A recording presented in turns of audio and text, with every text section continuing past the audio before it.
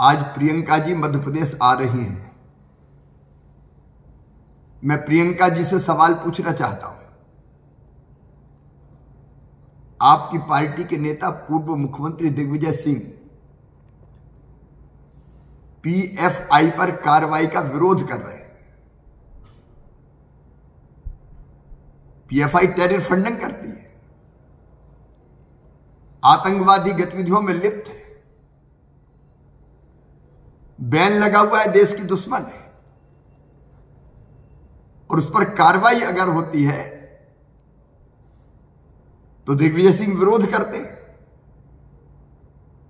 क्या यही कांग्रेस का स्टैंड है? आतंकवादियों को महिमा मंडित करना, सर्जिकल स्ट्राइक का विरोध करना, पीएफआई पर कार्रवाई का विरोध करना। आप मध्य प्रदेश आ रही प्रियंका जी, जवाब देना पड़ेगा। क्या दिग्विजय के बयान से आप सहमत हैं? क्या पीएफआई पर कार्रवाई का कांग्रेस विरोध कर रही है?